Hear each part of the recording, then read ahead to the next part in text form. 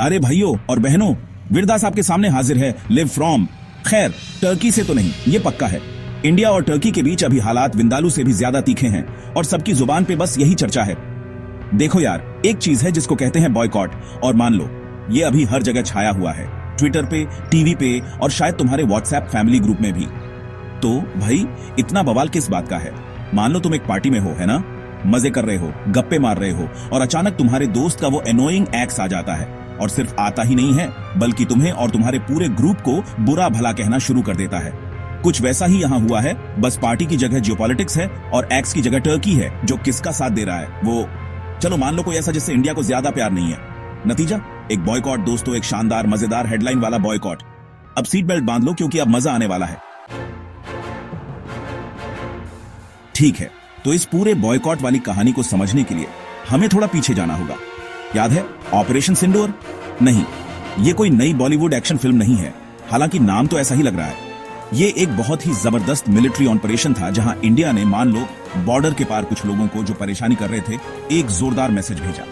अब तुम सोचोगे कि सब लोग कहेंगे अच्छा इंडिया सीरियस है, चलो थोड़ा शांत हो जाते हैं, लेकिन नहीं, सबको ये मेमो नहीं मिला और तभी एंट्री होती है टर्की की, बिल्कुल चिंतित सा, लेकिन इंडिया के लिए नहीं।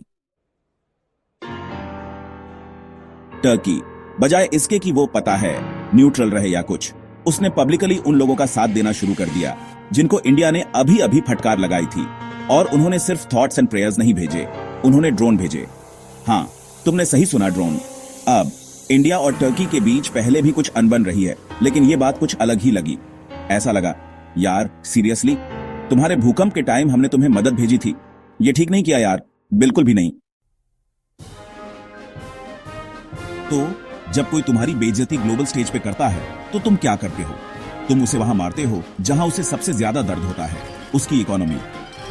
इंडिया ने अपनी पूरी अक्लमंदी से बॉयकॉट करने का फैसला किया, और वो भी कोई छोटा मोटा सिंबॉलिक बॉयकॉट नहीं, बल्कि एक फुल ऑन ओनल यू कैन बॉयकॉट बूफे। हम बात कर रहे हैं ट्रैवल बैन, ट्रेड रुकवाना, यहां तक कि यूनिवर्सिटीज भी कह रही हैं कि कोई कोलैबोरेशन नहीं होगा। ऐसा लगा जैसे इंडिया ने how to make a statement वाली किताब से एक पन्ना निकाला हो और सोचा हो कि पूरी तैयारी के साथ उतरते हैं। Section 5 travel troubles, Turkish delight का स्वाद हो गया खट्टा। सबसे पहले किस पे वार हुआ? ट्रैवल पे। इंडियंस को घूमना बहुत पसंद है और टर्की अपने खूबसूरत बीच और हिस्टोरिकल जगहों के साथ एक बहुत ही पॉपुलर डेस्टिनेशन था।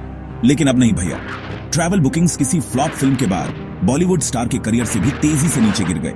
कैंसिलेशन आसमान छूने लगे और ऑनलाइन ट्रैवल जायंट्स भी कहने लगे हाँ, हम इसमें नहीं पड़ेंगे।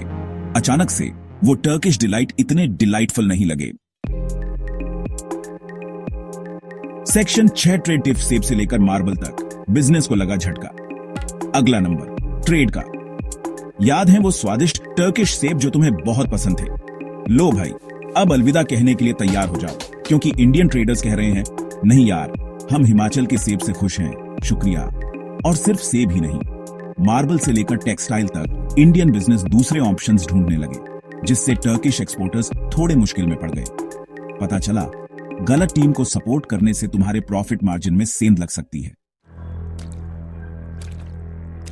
सेक्शन 7 सोशल मीडिया महम, मीम्स और गुस्सा उड़ रहे हैं हवा में।